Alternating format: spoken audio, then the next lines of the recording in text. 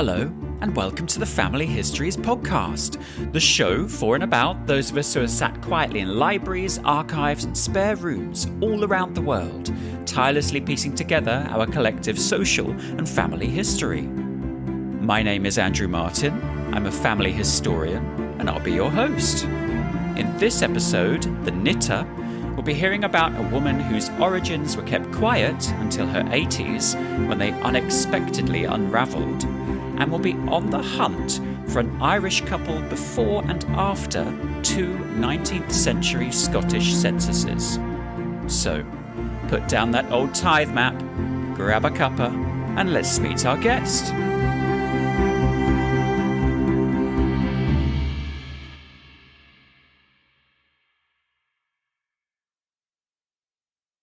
My guest today is a genealogist with more than 40 years research experience. He's an author, a lecturer, he was awarded a fellowship of the Society of Genealogists, and he's a fellow of the Royal Historical Society, and you've probably read one of his many articles in Family Tree magazine.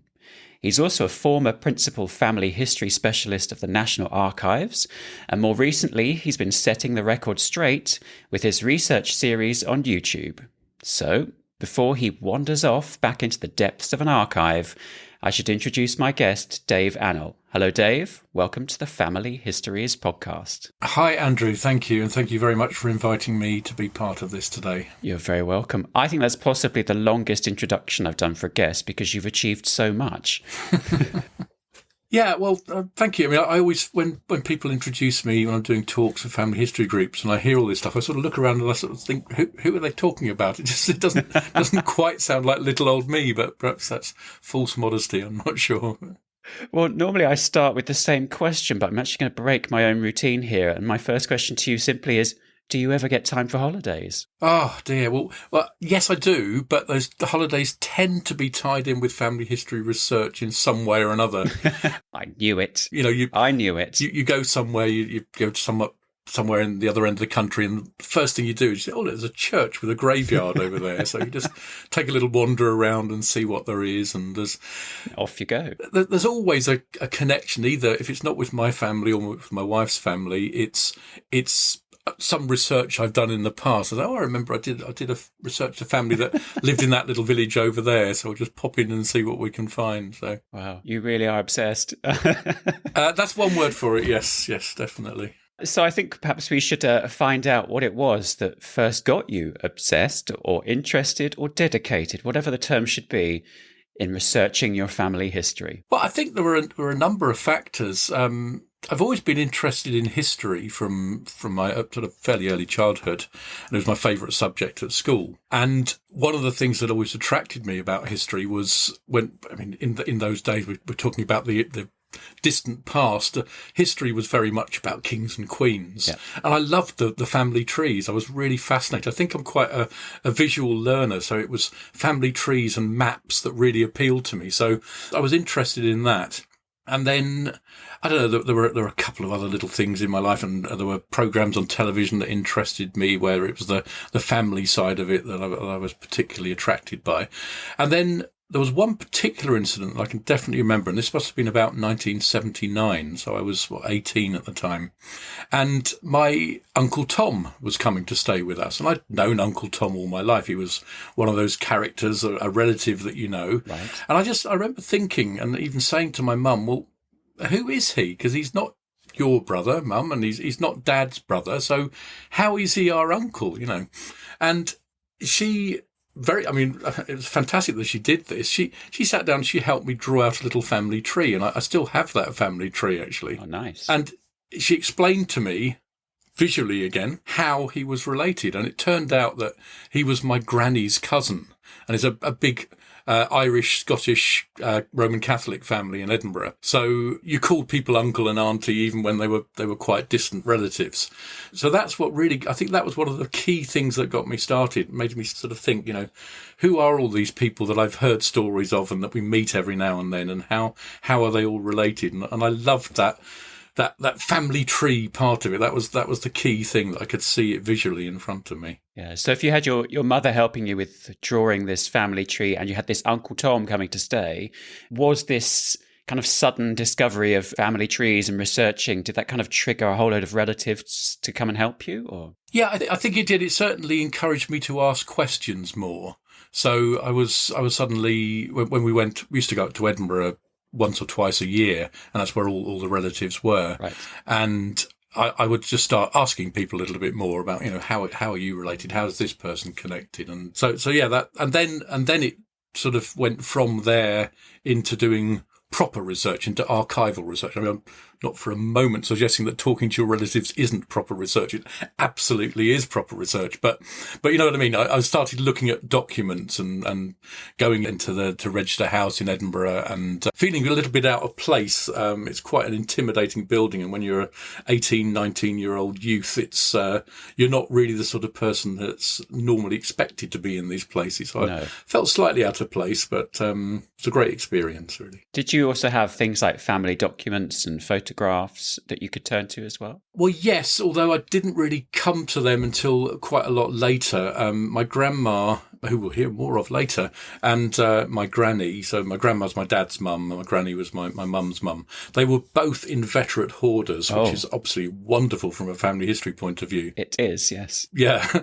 When they both died within a couple of years of each other in the early 1990s, I inherited their boxes of documents and photos, and I've got fantastic collections of them. Of course, wouldn't it have been wonderful if I'd sat down with them and gone through all these photos and worked out who everyone was? And I didn't, but I'm gradually getting there and reconstructing these photos and trying to work out who everyone is. Wow. So whilst you're in the archive, do you think that there's an underrated record type? That's an interesting question. I always talk about wills as the most underrated source for family history, because everyone uses the census returns because they're so easy to access online nowadays. Mm-hmm. Everyone uses birth, marriage and death records, parish registers, etc. But there seems to be this assumption from some people that wills aren't for them, that their ancestors didn't leave wills. And I suppose when you look at your average 19th century agricultural labourer or your worker in the cotton mills, probably not going to have left a will, but their grandparents might have, their great-grandparents might have, and so on. As you get back into the 18th, 17th century, more people are more closely connected to the land.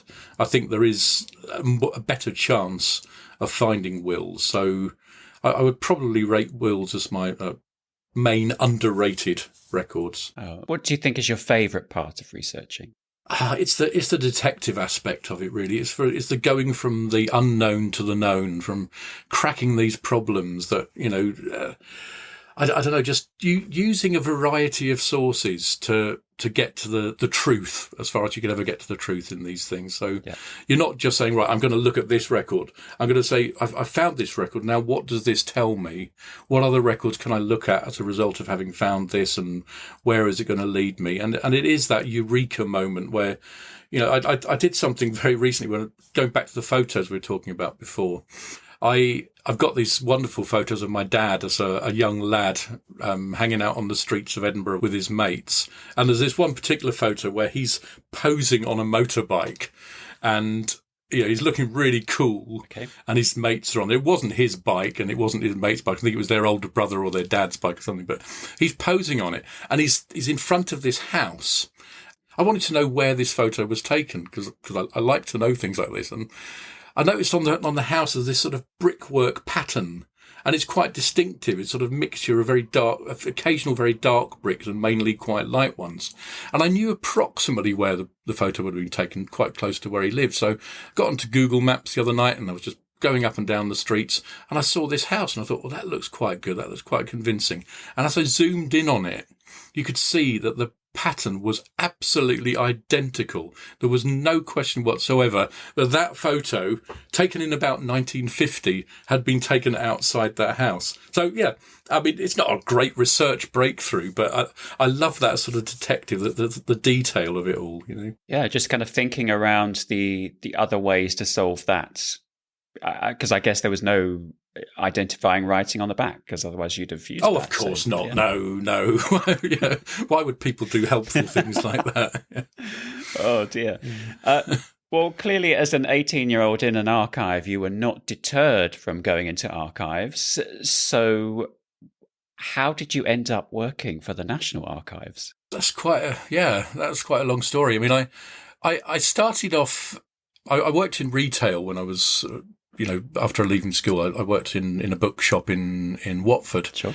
Where I live today, and the bookshop closed down. I was looking for other things to do, and I've been interested in family history for a while. I've been helping friends and colleagues to do their research, and I'd even done a couple of jobs for people sort of, semi-professionally. Yeah.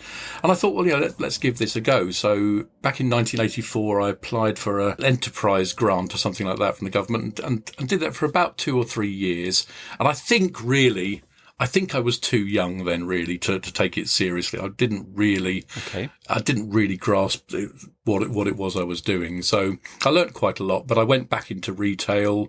I worked for Our Price Records as a manager of a store for a while, and that was a great life, fantastic. But eventually I decided I'd go back to being a researcher again. I'd give it another go, and this time it was much more successful. Okay. I got to know lots of people and sort of got a bit of a name for myself.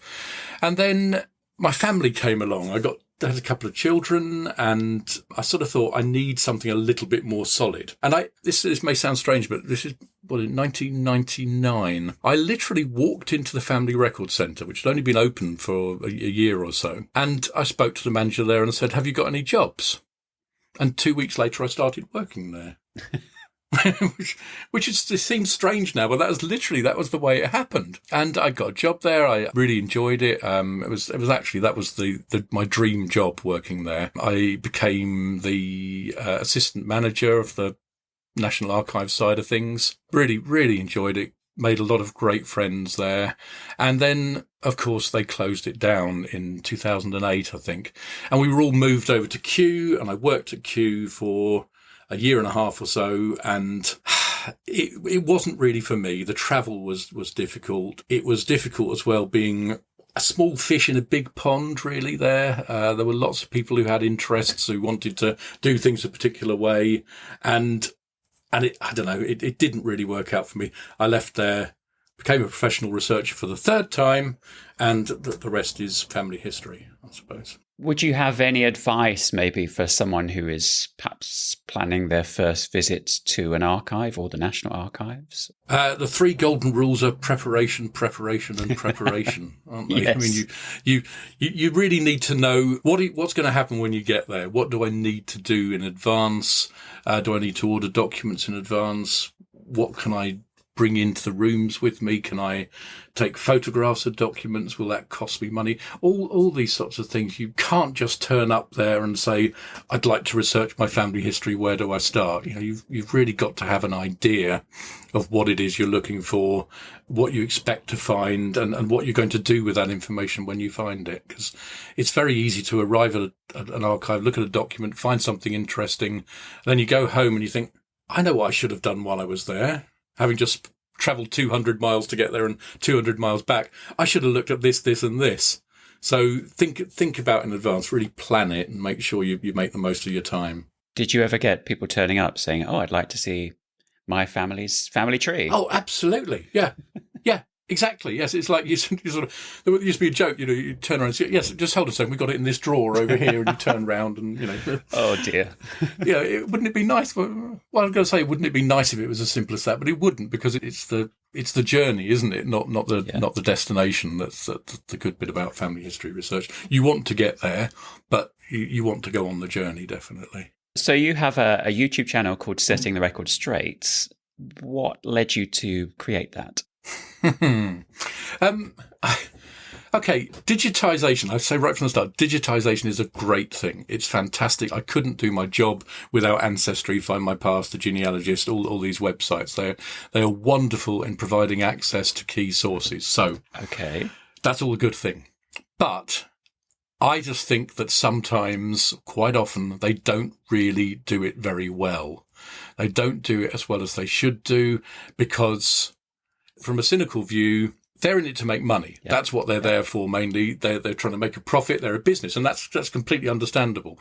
But that's not necessarily the best model to access archives. And I know in other countries, the government, through whatever channels, gets these documents scanned and makes them available free online. And that happens in lots of countries around the world. And so I think that the commercial model actually gets in the way of providing good access to documents sometimes, because they have this, to use the Woolworths phrase, the pile it high, sell it cheap model. And that doesn't necessarily tie in with quality access to archives. So what I started thinking, I'd been thinking this for years. I'd find something and I think, oh my God, what have they done here? You know, they don't seem to understand what they're doing. They don't seem to understand the structure of the documents and what the documents are actually there for. So I thought, rather than just trying to, shout into the void and, just that frustration, I thought, why don't I do something a little bit more constructive and just record short videos? I try to make them between 5 and 10 minutes, just about a particular point. In fact, I've got one that I'm working on, hopefully going to be releasing in the next couple of days or so. Just a very short single idea, either a look at something that one of the big commercial websites hasn't done very well, or a look at a particular research strategy. So I've done ones about looking at particular places and trying to work out how they relate to the documents. And, I'm always coming up with fresh ideas for it. I plan to do lots more. Great. I've certainly been eagerly awaiting the next one. So I will look out for the next one. What do you think is perhaps the biggest misconception about researching family history? I guess nowadays it's that you can do it all online. I think that's the myth. And you can understand why the commercial companies, although they don't explicitly say that, kind of suggest it. They kind of suggest you just type in your name and out comes your family tree. And as I've just said before, it wouldn't be nice if that was the case, because you want to do the journey, you want to do the research part of it. But I think the idea that it's easy as well, of course they're going to put across the idea that it's easy, but it's not. It's not easy. It's actually a very complex process proving that this document that you found relates to this person. There's nothing explicitly to say that it does. So you've got to do the work. And the idea that the commercial companies put across is that you find the name and that's it. That's your person. And it's very easy. You just click a link and suddenly they're your ancestor, and you've linked to someone else's tree who's researched the family back to the Norman Conquest. And what they haven't noticed is that their great-great-grandfather isn't actually the person they thought that they were. So they've gone off on the wrong line that early. So I don't want to sound too cynical about it, because I don't feel cynical about it. I think family history research is great. And as I say, I think that what Ancestry and Find My Path have done in terms of providing access to documents is absolutely brilliant. Yes. But it's the way that they do it. And one of the things that really bugs me is the increasing emphasis, particularly on Ancestry, on user-generated family trees. You do a search for someone, and the first lot of results that come up are not the documentary sources, the potential records that actually tell you about your ancestors, but what someone else has found. And then it's very difficult for a beginner not to see that thing that's at the top there, those family trees, as the truth. Yeah. Very easy just to click and accept, and suddenly you're off on the wrong path. Absolutely. I mean, I can see the point of the companies, they're commercial companies. They are able to provide the resources and the investment that maybe the government departments or policymakers might not want to stump up, that would then make those records free for everyone to view. So I guess it's kind of like a fine line, a fine balance. But as you said, not everything is online. So those really juicy little documents, those letters, those diaries, those kind of things that you would find in an archive, I can't see that you would ever find them on a commercial genealogy company's website, because they're just not commercially viable. No, exactly. Yeah. And the idea that everything will one day be digitized, I just think that's just not true. I can't see that happening. I think that we're always going to have this tip of the iceberg that's available online, but there's much, much more below the water that's out there. How do you think or hope that the genealogy industry or community evolves in the next few years? Well, I'd like to think that it would move towards more evidence-based research and genealogy becoming a more respected discipline. But I do fear I do fear that the path we're going down is the click and add people to your tree route, and that's not going to be beneficial in the long term. Yeah, it's becoming too easy, kind of ease over quality. Yeah, absolutely. Yes, that's right. Yeah. And finally, what keeps you motivated with researching family history? I think it's that every case is different. You might be looking at the same record sets time and time again, but you're going to discover different things. Every person is different. Every family is different. So it never feels boring. It really doesn't. I love doing the research. I love getting that email comes in, says, interested in this. I'm trying to find my great grandfather. He seems to have disappeared. I think, great. This is wonderful. I love this. This is exactly what I want to do. So it's that Sherlock Holmes in me that wants to get to the truth and to dig deeper and to investigate these cases. I don't think I could ever find it boring. I've been doing it for, as you said at the start, for more than 40 years. And, I would love to carry on doing it for as long as I can.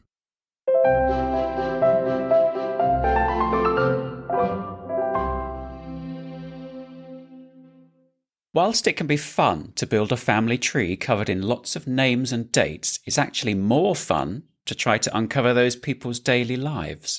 Enriching your research in this way will expose you to some fascinating stories. And speaking of which, it's time for my guest to pick one of their most fascinating relatives and share their life story.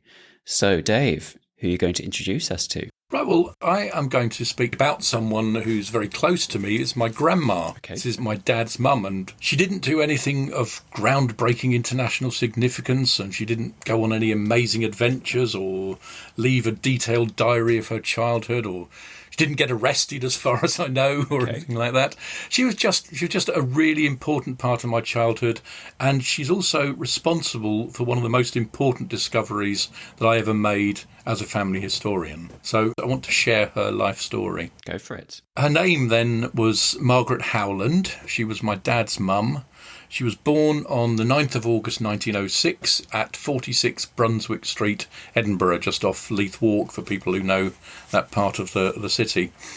She was illegitimate, as her Scottish birth certificate leaves no room for doubt on that. It actually gives her name, Margaret Howland, then underneath it says illegitimate. And that's the way that Scottish birth certificates were. Her mother was also called Margaret Howland, and she was a domestic servant. And that's how she's described on my grandma's birth certificate. Right. Now, when I first got interested in the family history research, I researched the Howland family quite extensively, and I discovered that they originated on the Isle of Man. And I've traced the family back about 8 or 9 generations to a man called Michael Howland, who was born on the Isle of Man about 1630, so a long way back. Okay. If you've ever used Isle of Man records in your research, you will know they are absolutely brilliant. They are really, really detailed. Women keep their maiden names, which obviously is very, very helpful. Yes. Almost every adult, married, single, widowed, whatever, left some sort of will or testament. Okay. Almost everyone, even if they had hardly anything to leave, they had some sort of document of a testamentary nature. And the land records there are amazingly detailed, so you can trace ownership of land across a number of generations. So they really are wonderful records to work with. But Howland isn't a traditional Manx name, so they probably have deeper origins in another yet to be discovered part of the country. So there's research for a future time. So my great-grandmother's father, Charles Howland, he moved from the Isle of Man initially to Islay off the west coast of Scotland, and then to One Head, which is the highest village in Scotland. They're very proud of that up there. And he worked there as a blacksmith at a lead mine. And Margaret was his second daughter. She was born at Ballygrant on Islay on 1st of December 1872. She was actually one of twins. She left home at a fairly early age and went into domestic service. made her way to Edinburgh, and there I recently discovered, I only discovered this a couple of years ago, she gave birth to two illegitimate children, one in 1900 and one in 1903, both of whom died very young. Right. That was just something I'd never known about. My grandma never mentioned that. And then in 1906, my grandma was born. And I've got loads of photos of her as a young girl, really amazing photos. And I know they're always dressed up in their finery in these photos, aren't they? And she's wearing all these white lacy dresses and she looks, absolutely gorgeous little girl, really nice.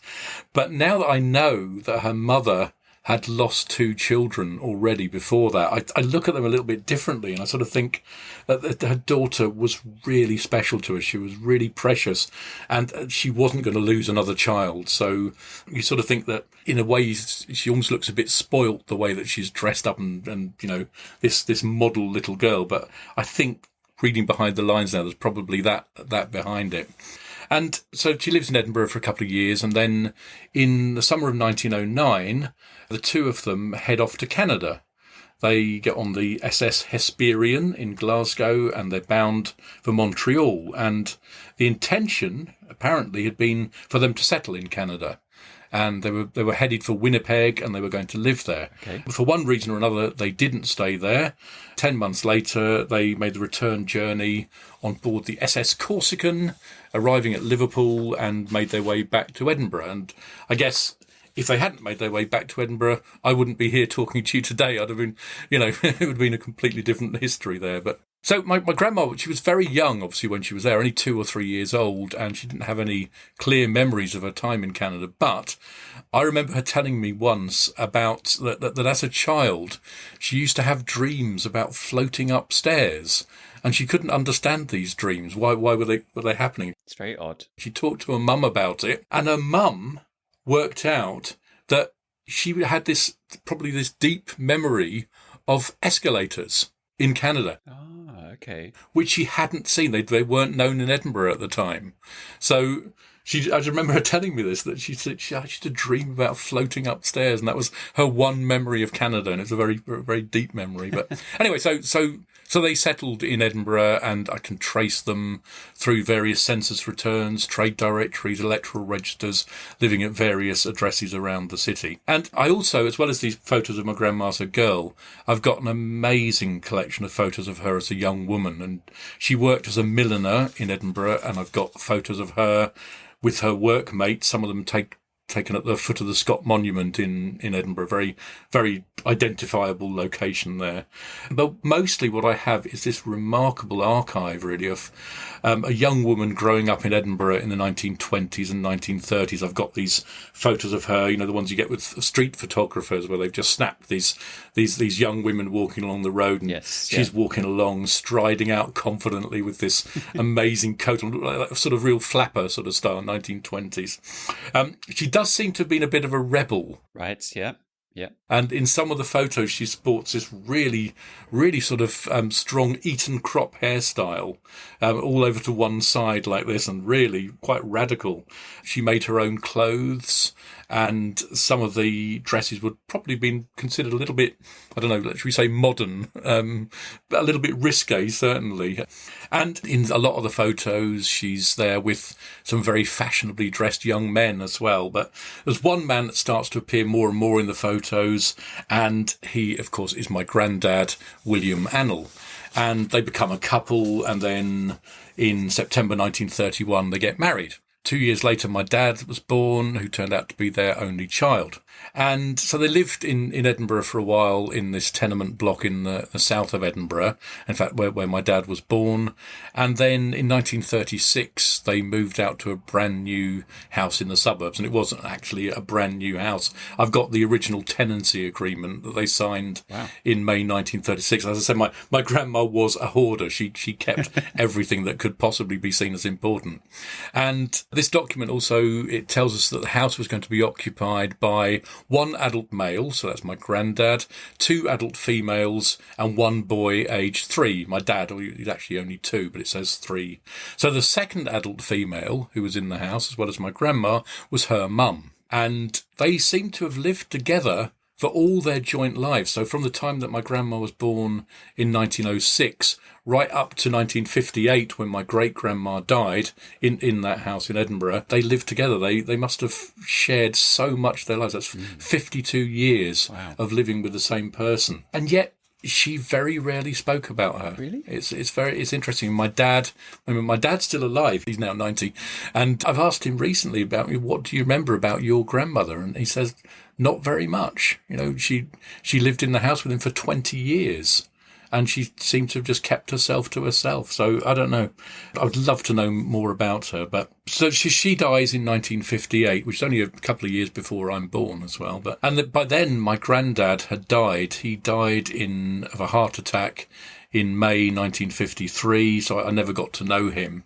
And you imagine it must have been a terrible shock for my grandma to be suddenly on her own then. My dad was in his 20s and was actually working then and, fairly independent. But she had to go out and find work, really, which can't have been easy for a woman at that time in her late 40s, I suppose. But she did find work, and by the mid-1960s, when I first really knew her, she was working in a large Edinburgh department store called Bins, for people who remember that, and she was demonstrating the latest in knitting technology. Oh, okay. She worked for this company called Knitmaster, who developed this electronic knitting machine. I've got photos of her using this machine. It's absolutely wonderful. And she became really proficient in using, they had punch cards, so little punch cards that you marked out the pattern. You put the card in, the knitting machine did its stuff. And she loved it. She was in her element. I remember going in to see her in the department store, and she was the centre of attention, and I think she loved that all her life, being right at the centre of things. And she even started her own evening classes demonstrating how to use this knitting machine. So wow. She was wonderful. She really was one of the most wonderful people that I've ever known. She was kind and funny. She was a bit scatty and absent-minded. I remember one incident where my dad was trying to change a light bulb. So he was standing up on the back of a chair, and my grandma was sitting on the chair in order to balance it so it didn't tip over. Okay. Of course, after a few seconds, she forgot what she was doing, stood up to get something. My dad went flat on his face. But that was the sort of person she was. She was wonderful, but just I don't know, the best grandmother you could hope for, really. And when I became interested in family history research, naturally I wanted to speak to her about her memories, about what she knew. And of course I wish now that I'd asked her a lot more than I did. But there was one subject that I steered clear of because, I don't know, I just didn't want to probe her about her illegitimate birth, about her origins, because, people of that generation didn't generally talk about things like that. It was all hushed up. Kind of shameful. Yeah, exactly. So I thought, I don't want to embarrass her. I don't want to ask her. So I'll just accept that that's a closed door to me. That's something I won't ever find out about. And then one day in the mid-1980s, we were walking around a graveyard together, as you do. My wife was there as well.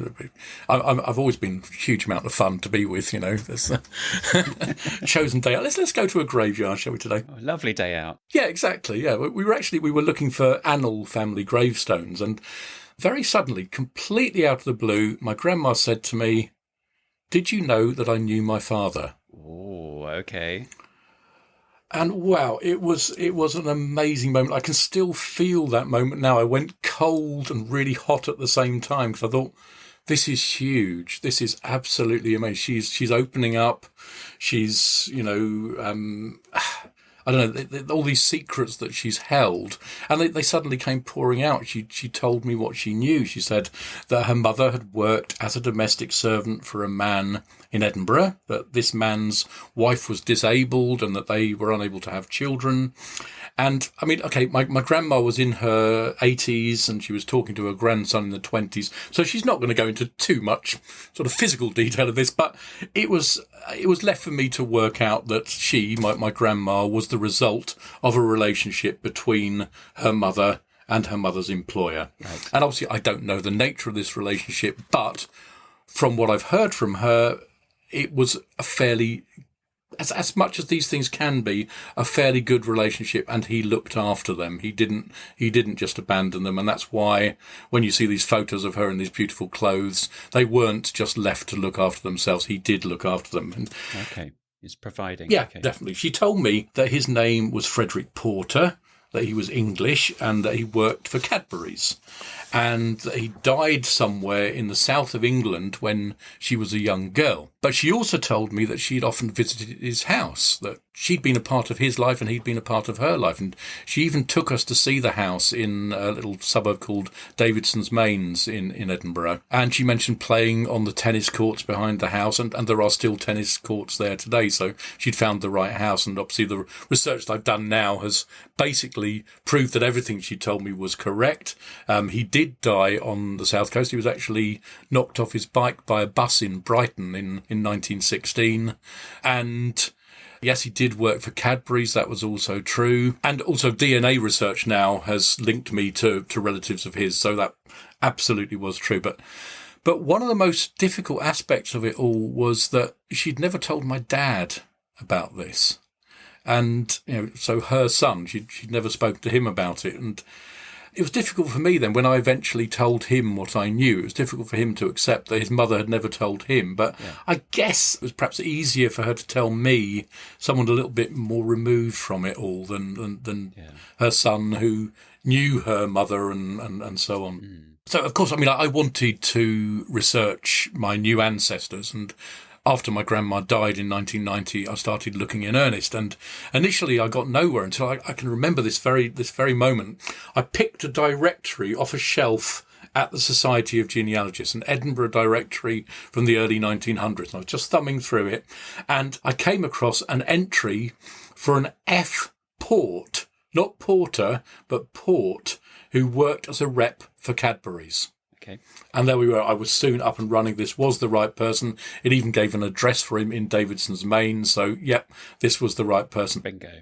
Yeah, exactly. And I can honestly say that no branch of my family has ever given me as much pleasure and indeed frustration as this particular branch of the family over the past 30 years or so, because he's provided me with the only English ancestors that I've got. My mum's family are entirely Irish and Lowland Scots. My dad's family are all from Orkney. So this is the only bit where I've got any English ancestry. And I've traced the family back to the Oxfordshire village of Dorchester, which was actually where Midsummer Murders was filmed. It's a beautiful picture book sort of village. Apart from all the murders. Apart from all the murders, yeah, I'm hoping they're all fictional. But as an English-based researcher, it's given me, it just gives me, I don't know, it's given me the opportunity to use English records that I work with every day in a professional capacity, but to use them for my own research. And they have proved an absolutely fascinating family. They owned in the 17th century what is now one of the oldest English pubs, the George Inn in Dorchester.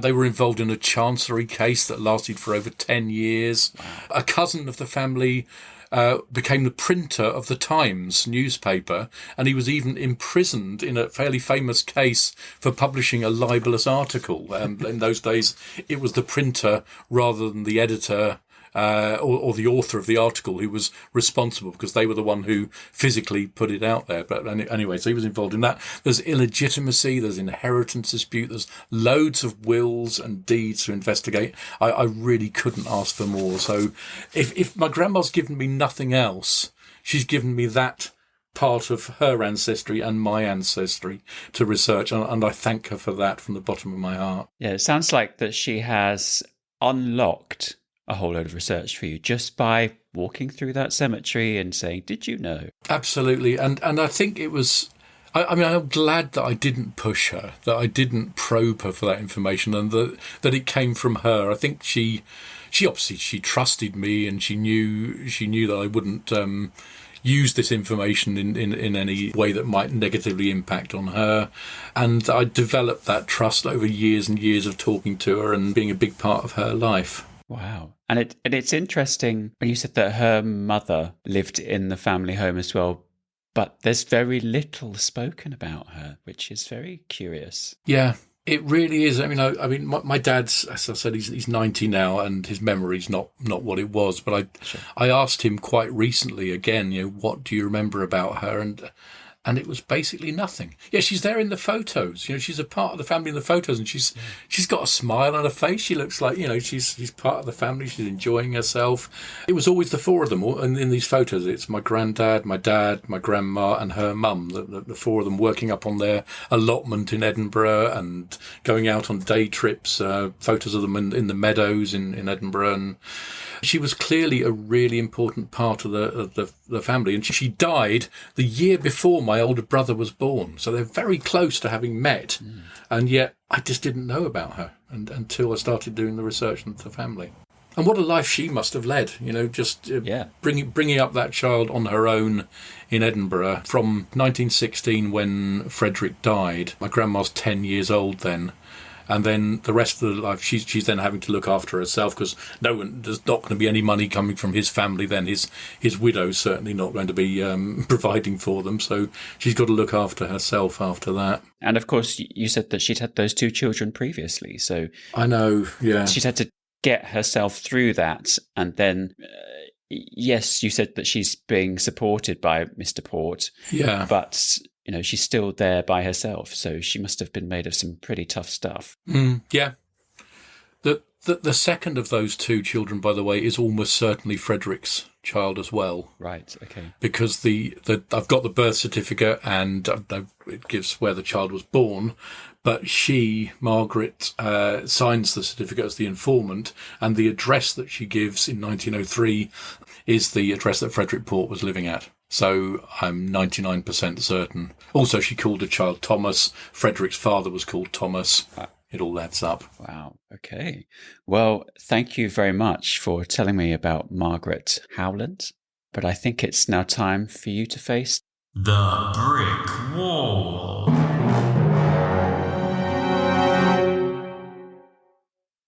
Brick walls drive me mad. Yet somehow they also motivate me to continue researching. However, sometimes the challenge is tough, and regardless of how long you've been researching, you just need a little bit of help. With this in mind, it's time for my guests to share one of their brick walls in a hope that one of you, dear listeners, can help to solve it. Right, Dave, what have you got for us? I always say that if you look at your family tree in a sort of pedigree style, every line that you've got, every branch of the family starts or ends, depending on which way we're looking at it as family historians, with a brick wall, with someone whose parentage you don't know. And I also think in a sort of slightly depressing way, every time you break down a brick wall and identify someone's origins, you instantly create two more, because you've now got their father and their mother that you don't know about. So brick walls, as you just said, they're what keeps us interested, aren't they? They're what makes the research fascinating and challenging. It's true. And the brick wall that I want to talk about is through my mum's Irish family. And anyone who's done any research in Ireland will know that it can get very difficult to get beyond the early 19th century, really, particularly if your ancestors, like mine, were Irish Catholics. So I've got an ancestor called Thomas Flynn, who arrived in Edinburgh, not surprisingly perhaps, he arrived in Edinburgh in the late 1840s. So it's classic Irish famine time. Yep. He arrives in a part of Edinburgh, out in the west of Edinburgh, a little village, quite a developed part of Edinburgh now today, called Corstorphine. And there was a part of that of Corstorphine which was known as Irish Corner.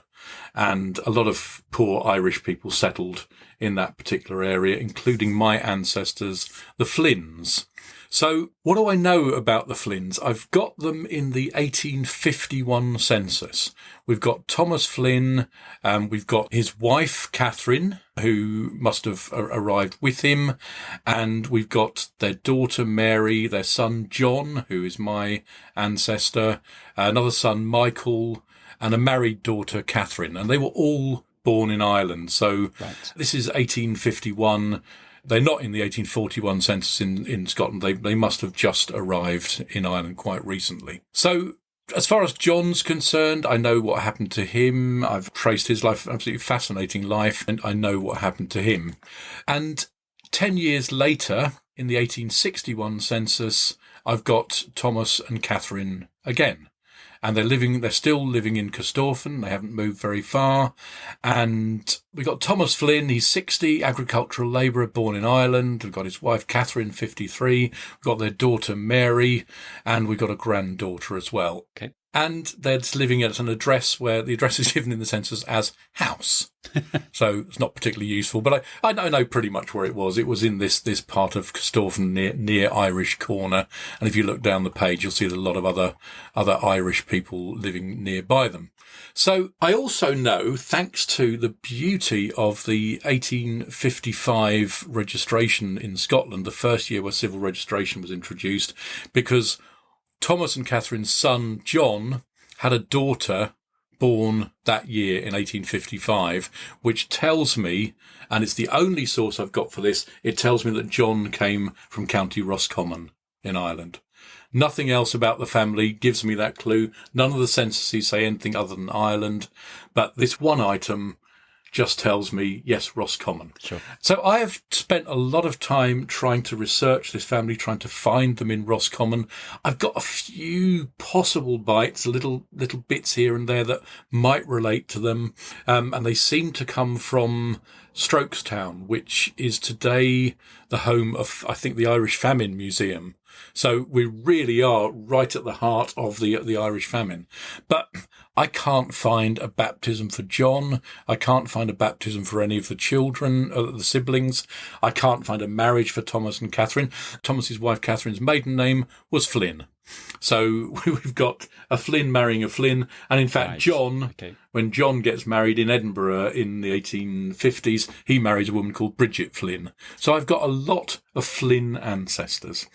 But I can't identify a record for Thomas, and perhaps that's not surprising. Perhaps I'm being too optimistic, thinking that I'm likely to find things. But I know that people do find ancestors in Ireland, and I know that there are other sources to look at beyond the parish registers. There's the taxation records that record people, and I have found people who could be my Flynn ancestors in these records, but nothing to prove it.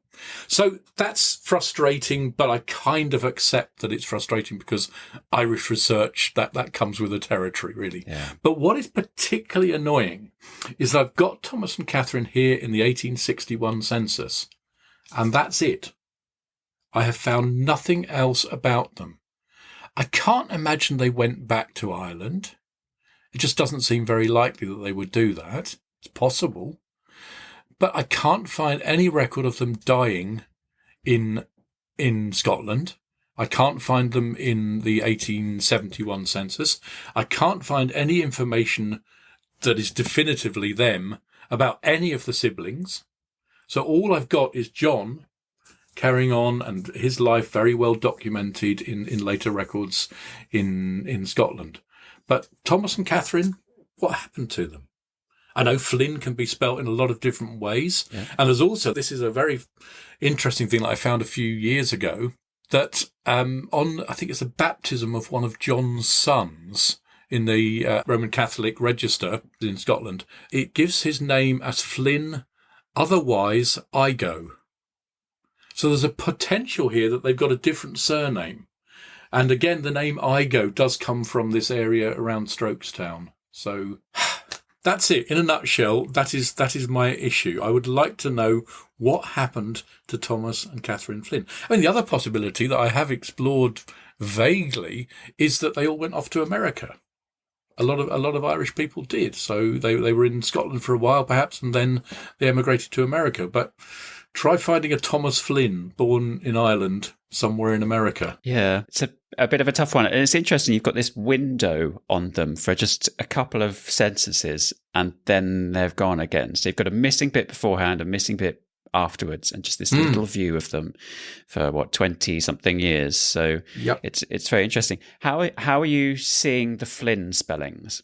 Well, normally, I mean, we would spell it Flynn, but we're finding it as Flinn or Flin. I mean, it's always going to be starting FL and ending with an N. Yes, I suppose it could have an E on the end, but so you can use wildcards in your searches and you can produce all sorts of variants.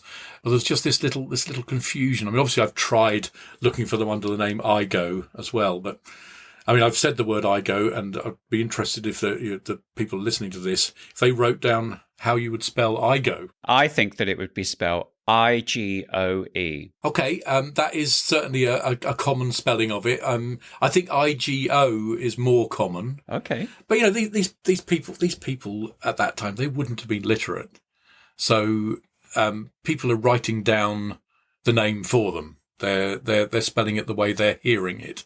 So you've got Scottish clerks. And they might not be that literate either. They might not be, absolutely. You just don't know. And it's one of those things, if you're not in the room at the time, you can't possibly understand what was going on and why something's written down as it is. Wow. Well, I hope that the listeners have been busily taking notes to see if we can find out where Thomas and Catherine came from, what happened to them, where did they go? And what's the best way for people to contact you if they think that they have a clue or a research idea? Well, for a start, I would be enormously grateful if anyone was able to crack this problem and knew something about this family. It would be astonishing. And I wouldn't be at all professionally embarrassed about the fact that I hadn't found this and someone else had. I would just be grateful from the bottom of my heart. So you can email me it's dave.annal@lifelinesresearch.co.uk. I'm very active on Twitter or X, or whatever we want to call it, at Dave_Lifelines.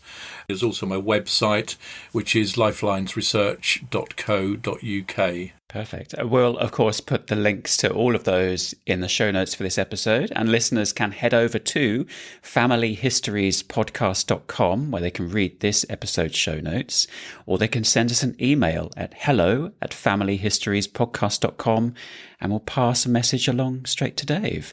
Now, whilst those listeners finish making those notes and scurry off to the archives, I think it's possible that I might just be able to help you solve this. Excellent. But you're going to need to follow me through to the garage. Fantastic. Here we are. Wow. What on earth is all this? This is my secret time machine. It's very dusty. Is it? Oh, well, think of it more like an insulating protective layer. But I can assure you that it is a fully operational, highly calibrated piece of scientific equipment. Doesn't look very scientific. Look at this bit. What about it? Is this a bit of a knitmaster? Bit of a knitmaster? Well, I mean, I can see why you'd think that, but any likeness is purely coincidental. It's science, Dave. So, what are we really looking for? No. This is it. Secret time machine. I thought you might like a little trip back in time to see if you can solve that brick wall for yourself. Is it safe? Well, I'd hardly put a Dave Annal in a time machine that wasn't safe, would I? Come on, take a seat and I'll prove it. This one? Yep, that's the one. So, remind me of the date and place you want to go back to? Okay, so it's 1830, Stroketown, Roscommon. 1830. I'll leave it as the 14th of May, though. You'll need this. It's a temporal beacon. Keep it with you at all times, and then when you're ready to come home, just tap that big button on the top, and you'll be straight back here. You're not coming with me? No, the time machine never moves. It's just you. Oh, here we go. Dave Annal, thank you, goodbye, and good luck. 1830, check. Oh, no, hold on. Club 1830's holiday? 2008? Magaluf? Oh, no. The Family Histories podcast was presented and produced by me, Andrew Martin. My guest was the fantastic Dave Annal, and if you've enjoyed this episode, we'd love for you to leave us a review or share it with your friends. Thank you for listening.